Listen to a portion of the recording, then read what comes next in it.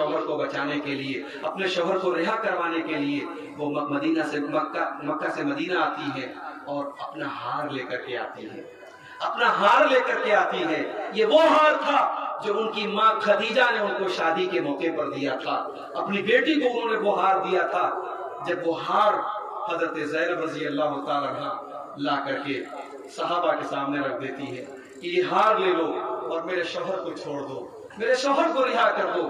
नबी अकरम सल्लल्लाहु अलैहि वसल्लम की नजर अपनी बेटी के उस हार पे पड़ती है। अल्लाह के नबी की आंखों से आंसू आ जाते हैं, नबी अकरम की आंखों से आंसू आ जाते हैं।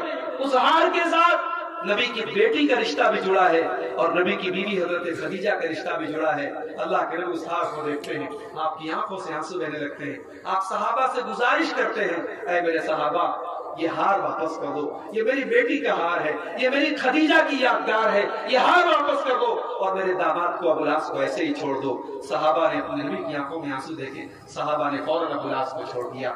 मेरे भाइयों, मेरे नबी अपनी बेटियों की आंखों में कभी आंसू नहीं देखते थे। मेरे नबी अपनी बेटियों से बेइंतहा प्यार करते थे। सही बुखारी की रिवायत है, हजरत फातिमा नबी की सबसे छोटी बेटी है, सबसे लाडली बेटी है। जब हजरत फातिमा नबी से मिलने आती थी, अल्लाह के नबी अपनी बेटी के इस्तकबाल में खड़े हो जाते थे। आज हमारे कितने घरों में कितने बाप हैं जो बेटियों से कायदे से बात नहीं करते, बेटियों से कभी लाड प्यार नहीं करते, बेटियों से कभी ढंग से बात नहीं करते। मेरे भाई ये फर्क क्यों है? अल्लाह को हिसाब देना पड़ेगा। जितनी मोहब्बत तुम लड़कों से करते हो उस मोहब्बत की हकदार तुम्हारी बेटियां भी हैं। मेरे नबी अपनी बेटी के इस्तकबाल में खड़े हो जाते थे। तुम जितने बड़े भी हो, मेरे नबी से बड़े तो नहीं हो, मेरे नबी से बड़े तो नहीं हो। मेरे नबी अपनी बेटी के इस्तकबाल में खड़े हो जाते थे और अपनी कुर्सी पर अपनी बेटी को बिठाते थे और अपनी बेटी का हाथ पकड़ के चूम लेते थे, अपनी बेटी की पेशानी को चूमते थे। अल्लाह के नबी अपनी बेटियों से बहुत प्यार करते थे। मेरे नबी दुनिया में आए, आपने बेटी को उसका मकाम दिया। मेरे नबी दुनिया में आए, बीवी को उसका मकाम दिया। बीवियों की हैसियत क्या होती थी अरब के अंदर? शौहर मर जाता था, एक साल तक औरत कोठरी में बंद रहती थी। एक औरत से 10-10 लोग शादी करते थे। मेरे नबी दुनिया में आए, मेरे नबी ने रस्में खत्म की, मेरे नबी ने ये रस्मों की बेड़ियां खत्म की। मेरे नबी ने कहा नहीं, शौहर मर गया, 4 महीना 10 दिन तक औरत इद्दत गुजारेगी और उस इद्दत में भी वो कैद नहीं रहेगी, वो घर के अंदर रहेगी, ज़ेबो ज़ीनत नहीं करेगी, खुशबू नहीं लगाएगी, लेकिन कैद नहीं रहेगी। जरूरत पड़ेगी घर से बाहर भी निकल सकती है, बिला जरूरत नहीं निकलेगी, मजबूरी में जरूरत तो निकल सकती है। मेरे नबी ने कानून बदला, मेरे नबी ने रस्में बदली। मेरे भाइयों, आप अगर अहले हदीस हैं, आप कुरान और हदीस पर चलने वाले हैं, आपको उसी कुरान और हदीस का हवाला देता हूँ। अपने दिल पर हाथ रख के बताओ, ये जो तुम शादियों में 5-5 लाख रुपए कैश लेते हो, ये जो तुम शादियों में बाइक लेते हो, ये जो तुम शादियों में दुनिया भर की चीजें लेते हो, क्या ये मेरे नबी की बनाई हुई रस्म है? जी नहीं, ये मेरे नबी की बनाई हुई रस्म नहीं है। ये हिंदुस्तान के हमारे हिंदू भाइयों की रस्म है, क्योंकि हमारे हिंदू भाइयों के यहाँ लड़कियों को वरासत में कोई हक नहीं दिया जाता, तो उनके यहाँ दहेज प्रथा चालू की गई ताकि लड़कियों को जो देना है शादी के मौके पे दे दिया जाए। इसलिए उसका नाम उन लोगों ने रखा दान दहेज। दान है ये कन्यादान है, लड़की को दे दिया, अब कुछ और नहीं देना है। हमारी शरीयत में दान दहेज नाम की कोई चीज नहीं है। हाँ, हमारी शरीयत में बाप के इंतकाल के बाद बाप की प्रॉपर्टी में जैसे बेटा का हक है वैसे बेटी का हक है। ये हक कोई नहीं देता, ये हक कोई नहीं देता। हम बड़े बड़े मसले बयान करते हैं, मौलवी साहब ये खाने से रोजा टूट जाएगा क्या, ये खाने से वजू टूट जाएगा। अरे बहन की वरासत टकार गए, बेटियों की वरासत टकार गए। तुम हराम अपने पेट में भर रहे हो, अपनी बेटियों और बहनों को वरासत से महरूम कर रहे हो और मसले पूछ रहे हो कि ये खाने से रोजा टूट जाएगा कि नहीं, ये खाने से वजू टूट जाएगा कि नहीं। आज हमें और आपको इन मसाइल पर गौर करने की जरूरत है। मेरे भाइयों, आज उम्मत जिन हालात से दो चार है, आज पूरी दुनिया में हम जितने जलीलो खार हैं, और आज जब हम न्यूज खोलते हैं टीवी के ऊपर और न्यूज वाला जब कहता है कि बताइए क्या कुरान के अंदर से इन 26 आयतों को निकाल दिया जाए या ना निकाल दिया जाए, हमारा खून खौल जाता है।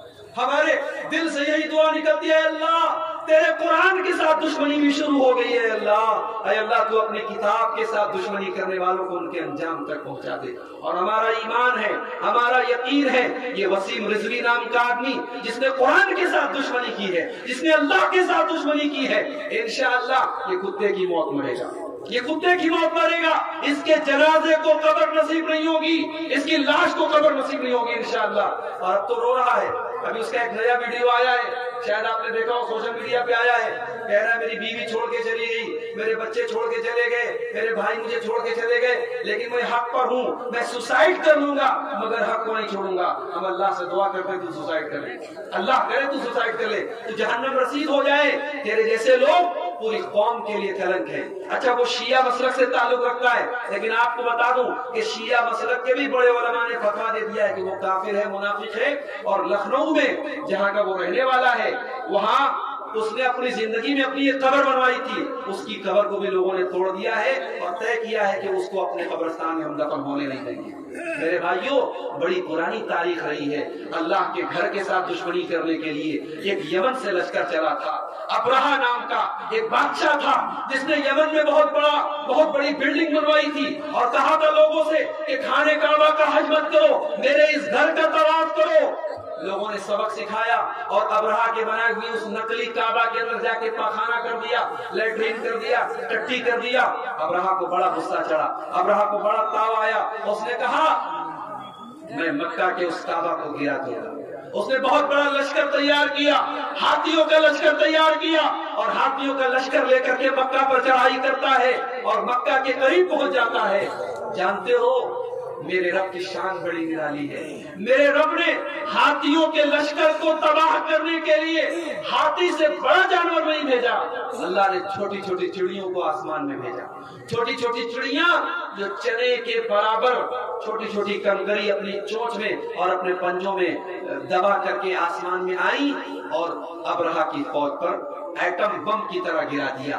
جس آدمی کے اوپر وہ چنے کے برابر کنکریاں گری، قرآن کہتا ہے، میرا رب کہتا ہے أَلَمْ تَرَ كَيْفَ فَعَلَ رَبُّكَ بِأَصْحَابِ الْفِيلِ أَلَمْ يَجْعَلْ كَيْدَهُمْ فِي تَضْلِيلٍ وَأَرْسَلَ عَلَيْهِمْ طَيْرًا أَبَابِيلَ فَجَعَلَهُمْ كَعَصْفٍ مَّأْكُولٍ۔ اللہ نے ان کو کھائے ہوئے بھوسے کی طرح کر دیا، جس کی کھوپڑی پر گرتی تھی وہ کنکری، اس کا کھوپڑا پھٹ جاتا تھا، سر پھٹ جاتا تھا، بھیجا باہر نکل جاتا تھا۔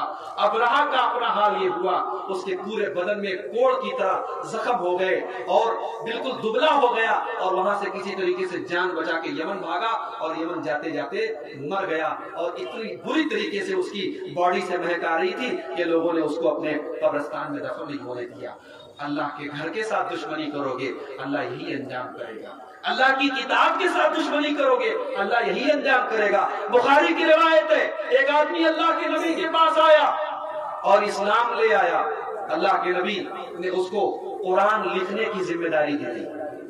کچھ دنوں تک قرآن لکھتا رہا، پھر وہ مرتد ہو گیا، کافر ہو گیا، منافق ہو گیا اور جا کر کے اپنی قوم سے کہنے لگا ارے محمد کو تو کچھ نہیں آتا، محمد کو اتنا ہی آتا ہے جتنا میں نے ان کو بتایا ہے۔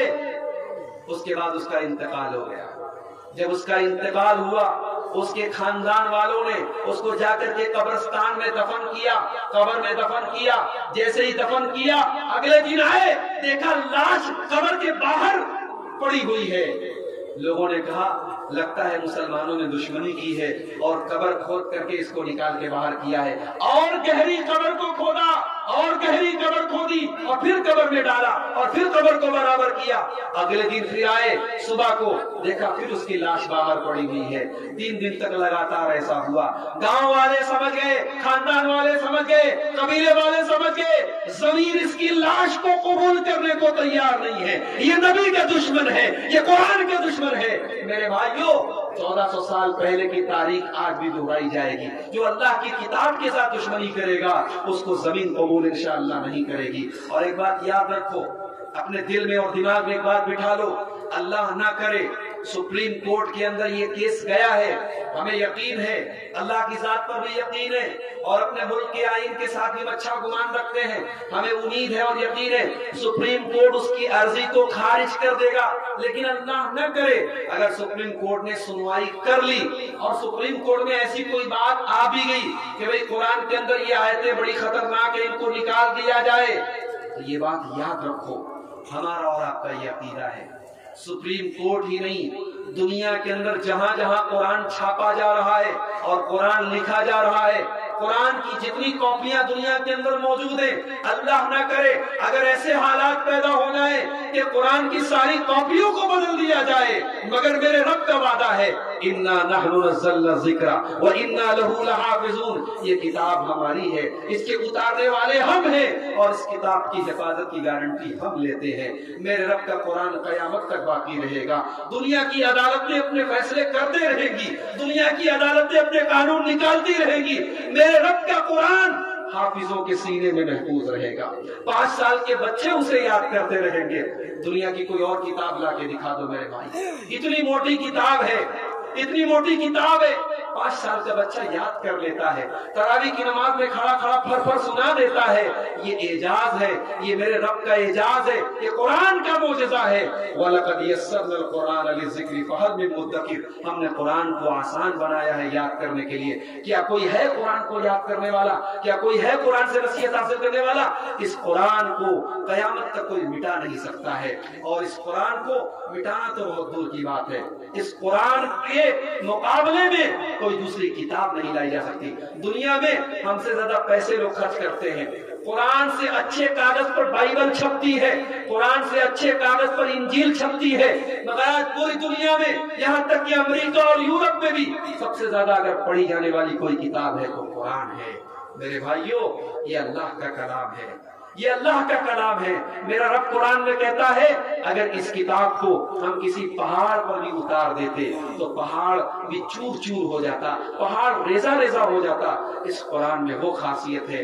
रमजान का महीना आने वाला है, वसीम रिजवी ने जो किया सो किया, मगर हमें और आपको एक सबक दे दिया। वसीम रिजवी ने एक सबक दे दिया कि भाइयों कुरान को पढ़ो, अल्लाह के वास्ते कुरान को पढ़ो। कुरान कोई जुस्तान और रेशम में लपेट के रखने की किताब नहीं है, कुरान पढ़ने की किताब है। हमने कुरान को तबर्रुक की किताब बना दिया। हमारे कुछ भाइयों ने कुरान को तावीज बना के गले में लटकाना शुरू कर दिया। अरे भाई, कुरान तावीज में पहनने की किताब नहीं है, कुरान पढ़ने की किताब है, कुरान समझने की किताब है। आज हमारे पास मोबाइल है, मोबाइल पर व्हाट्सएप पर मैसेज आता है, अगर 1 घंटे के लिए मोबाइल हमारा डिस्चार्ज हो जाए हम बेचैन हो जाते हैं। पता नहीं कौन से दोस्त का मैसेज आया होगा, पता नहीं किसका मैसेज आया होगा। ये कुरान मेरे रब का मैसेज है, मेरे रब का पैगाम है, ये हुदल लिन्नास है। इस कुरान को पढ़ो और आने वाले महीने में रमजान में कसरत से इस कुरान को पढ़ो। एक आदत बना लो, एक मामूल बना लो कि हम आधा पारा, हम 1 पारा, जितना भी हो सकेगा हम रोजाना कुरान पढ़ेंगे और इंशाअल्लाह मुझे यकीन है आप कुरान की तिलावत का मामूल बना ले, आप उसकी बरकत अपनी जिंदगी में महसूस करेंगे। ये कुरान बरकत वाली किताब है मेरे भाई, ये कयामत के दिन हमारी सिफारिश करेगी। ये कुरान कयामत के दिन कहेगा अल्लाह मुझे इसने पढ़ा था, अल्लाह इसको माफ कर दे। कुरान हमारा सिफारिशी बन करके आएगा। मेरे प्यारे भाइयों, इन मौजूदा हालात में एक आखिरी बात बयान करके बात खत्म करूंगा। आज हम दुनिया में बहुत जलील खार हैं, परेशान हैं, हमारे ऊपर दुनिया भर की मुसीबतें आ रही हैं। उसकी एक वजह यह भी है कि आज हमारे अंदर इत्तेहाद नहीं है, आज हमारे अंदर यूनिटी नहीं है। आज एक गांव में, एक गांव छोड़ दो, एक घर में और एक खानदान में भाई भाई में मुकदमा चल रहा है, भाई भाई में लड़ाई चल रही है, भाई भाई में जंग चल रही है, एक भाई दूसरे भाई का हक हड़पने के लिए तैयार है। मुसलमान ऐसा तो नहीं होता मेरे भाई। मुसलमान कैसा होता है? अल्लाह के नबी कहते हैं मसलुल मोमिनीना फी तवादिहिम व तआतुफिहिम व तराहुमिहिम कमसलिल जसदिल वाहिद। मुसलमानों, तुम आपस में एक दूसरे के इतने हमदर्द बन जाओ, इतनी मोहब्बत करने वाले बन जाओ, जैसे इंसान की बॉडी होती है, जैसे इंसान का शरीर होता है, انسان کی باڈی میں اگر کہیں پر بھی تکلیف ہوتی ہے پورا شریر بے چین ہو جاتا ہے۔ مسلمانوں تم ایک دوسرے کے اتنے ہمدرد بن جاؤ، ہماری پورا شریر ایک دوسرے سے کنیکٹڈ ہے، ایک دوسرے سے جڑا ہے، ہمارے پاؤں میں بھی کانٹا چبھتا ہے تو آنکھوں سے آنسو بہتے ہیں۔ مسلمانوں تم ایک دوسرے کے ساتھ اتنے جڑ جاؤ، اسی لیے اللہ کے نبی کہتے ہیں مسلمان پر 6 حق ہیں۔ اذا لقیتہ فسلم علیہ، جب مسلمان سے ملاقات ہو اس کو سلام کرو۔ وَإِذَا دَعَاكَ فَأَجِبْهُ، مسلمان دعوت دے اس کی دعوت قبول کرو۔ وَإِذَا اسْتَنصَحَكَ فَانصَحْ لَهُ، مسلمان مشورہ مانگے اچھا مشورہ دو۔ وَإِذَا عَطِسَ فَحَمِدَ اللَّهَ فَسَمِّتْهُ، مسلمان کو چھینک آئے وہ الحمدللہ کہے تو جواب میں یرحمک اللہ کہو۔ وَإِذَا مَرِضَ فَعُودْهُ، مسلمان بیمار ہو جائے اس کی عیادت کرو۔ وَإِذَا مَاتَ فَاتَّبِعْهُ، اور مسلمان کا انتقال ہو جائے اس کے جنازے میں شریک ہو جاؤ۔ آج ہم بٹے ہوئے ہیں، بہار میں آپ چلے جاؤ برادری کے نام پہ بٹے۔ بہار کے گاؤں میں گیا، لوگوں نے بتایا یہاں انصاری برادری کے لوگ رہتے ہیں اور شیخ برادری کے لوگ رہتے ہیں۔ انصاریوں کا راستہ الگ ہے، شیخ کا راستہ الگ ہے۔ انصاری شیخ کے راستے پہ نہیں جا سکتے، شیخ انصاری کے راستے پہ نہیں جا سکتے۔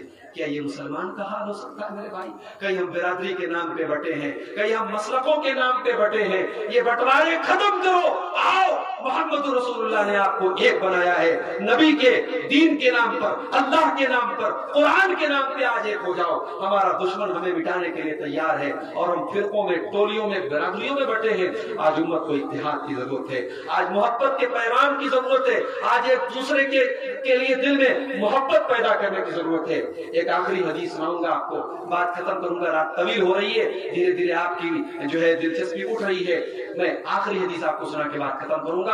اللہ کے نبی اپنے صحابہ کے ساتھ بیٹھے ہوئے ہیں، اتنے میں اللہ کے نبی اپنے صحابہ سے کہتے ہیں کہ دیکھو ایک جنتی آدمی آنے والا ہے۔ صحابہ کی نظریں دروازے پر ٹک گئیں، دیکھیں کون آنے والا ہے؟ ایک انصاری صحابی اپنے ہاتھوں میں جوتا پکڑے چلے آ رہے ہیں۔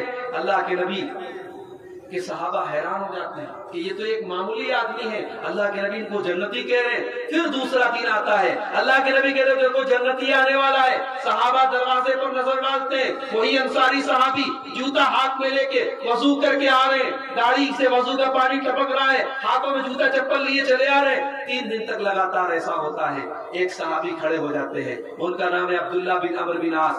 وہ انصاری صحابی کے پیچھے پیچھے جاتے ہیں، ان کے گھر جاتے ہیں، کہتے بھائی صاحب میرے باپ سے جھگڑا ہو گیا ہے اور میں نے قسم کھائی ہے 3 دن تک اپنے گھر نہیں جاؤں گا، کیا 3 دن آپ اپنے گھر میں مجھے رکھیں گے؟ انصاری صحابی نے کہا ٹھیک ہے، آپ میرے گھر میں 3 دن رہ سکتے ہیں۔ اللہ اکبر، یہاں 3 گھنٹے کے لیے ہمارے گھر میں مہمان آ جائے تو عورتوں کی ناک سکڑنے لگتی ہے اور پیشانی میں بل پڑنے لگتے ہیں کہ روٹی زیادہ بنانی پڑے گی، بھات زیادہ بنانا پڑے گا، مچھلی زیادہ بنانی پڑے گی۔ یہاں مہمانوں کے نام پہ عورتوں کی پیشانی پہ بل آ جاتے ہیں۔ صحابہ کے مکان چھوٹے تھے لیکن دل بڑے تھے میرے بھائی۔ 3 دن کے لیے نہ جان نہ پہچان، بس اتنا پتا ہے کہ مسلمان ہیں۔ کہا کہ میں 3 دن آپ کے گھر میں رہنا چاہتا ہوں۔ کہا کوئی بات نہیں، میرے گھر میں رہ سکتے ہو آپ۔ حضرت عبداللہ کہتے ہیں میں 3 دن تک انصاری صحابی کے مکان میں رہا، ان کے ساتھ اٹھا بیٹھا سویا جاگا، میں دیکھتا رہا وہ کتنی نماز پڑھتے ہیں، میں دیکھتا رہا وہ کتنی تلاوت کرتے ہیں۔ 3 دن جب گزر گئے میں نے کہا او میرے انصاری بھائی، میں نے 3 دن تک آپ کے حالات دیکھے، آپ تو اتنی ہی نماز پڑھتے ہیں جتنی ہم پڑھتے ہیں، آپ اتنی ہی قرآن کی تلاوت کرتے ہیں جتنی ہم کرتے ہیں، آپ تو تہجد کی نماز بھی نہیں پڑھتے ہیں، آپ تو رات میں آرام سے بستر پہ سوتے ہیں۔ اے انصاری بھائی، آخر ایسی کون سی خاص بات ہے آپ کے اندر؟ اللہ کے نبی نے 3 دن لگاتار آپ کو جنتی کہا ہے۔ میں جاننا چاہتا ہوں کہ کون سی ایسی خاص بات ہے کہ اللہ کے نبی نے اتنا بڑا مقام آپ کو دے دیا ہے۔ انصاری صاحب بھی کہتے ہیں او میرے بھائی مجھے نہیں پتا، مجھے نہیں معلوم کہ اللہ کے نبی نے اتنا بڑا اعزاز مجھے کیوں دیا ہے، مجھے نہیں پتا، میں کوئی بہت نیک انسان تو نہیں ہوں، لیکن ہاں ایک چیز ہے میرے اندر، ہو سکتا ہے شاید اسی وجہ سے اللہ کے نبی نے یہ مقام مجھے دیا ہو۔ کہا کیا بات ہے؟ کہا لا اجد فی قلبی غشا لأحد من المسلمین، میں اپنے دل میں کسی مسلمان بھائی کے لیے دھوکہ دھڑی نہیں رکھتا ہوں، میں اپنے دل میں کسی مسلمان بھائی کو دھوکہ دینے کا خیال نہیں رکھتا ہوں، میرا دل صاف ہے، میرے دل میں کسی کے لیے دھوکہ دھڑی نہیں ہے۔ ولا احسد احدا علی نعمت آتاہ اللہ ایاہ، اور اللہ نے کسی کو کوئی نعمت اگر دی ہے میں اس نعمت کے اوپر حسد نہیں کرتا ہوں۔ کسی کے پاس علم ہے، کسی کے پاس پیسہ ہے، ٹھیک ہے، اس کی قسمت، اس کی تقدیر ہے، اللہ نے اس کو دیا ہے، میں کسی کی نعمت پر حسد نہیں کرتا ہوں۔ یہ دو چیزیں ہیں میرے اندر۔ حضرت عبداللہ بن عمر نے کہا اے میرے انصاری بھائی، یہی وہ دو چیزیں ہیں جن کی وجہ سے اللہ نے آپ کو اتنا بڑا مقام دیا ہے۔ میرے بھائیوں، یہ دو چیزیں ہم اپنے اندر پیدا کر لیں۔ حسد سے اپنے دل کو پاک کر لیں، کینہ کپٹ سے اپنے دل کو پاک کر لیں، اپنے دل میں کسی مسلمان بھائی کو دھوکہ دینے کا خیال نہ لائیں۔ انشاءاللہ ہم اپنے اس کی برکت اپنی زندگی میں محسوس کریں گے، اور آخرت میں جو اس کا بدلہ ملے گا۔ تو یہ چند اہم باتیں تھیں، آئیے ہم اللہ سے دعا کریں رب العالمین ہمیں ایک کر دے، نیک کر دے، رب العالمین ہمارے نوجوانوں کی اصلاح فرما دے، رب العالمین ہماری ماں بہنوں کی اصلاح فرما دے، جو ہم میں بے نمازی اللہ ان کو نمازی بنا دے، جو بیمار ہے اللہ ان کو شفاء کامل عاجل عطا فرما دے۔ اللہ ہمیں سے جو لوگ روزی روٹی کے لیے پریشان ہیں، کاروبار کے لیے پریشان ہیں، اللہ ان کی روزی روٹی میں برکت نصیب فرما۔ اللہ جب تک دنیا میں زندہ رکھے، اسلام پر زندہ رکھے، اور خاتمہ ہم سب کا ایمان کو ہو، آمین۔ وآخر دعوانا ان الحمد للہ رب العالمین۔ السلام علیکم۔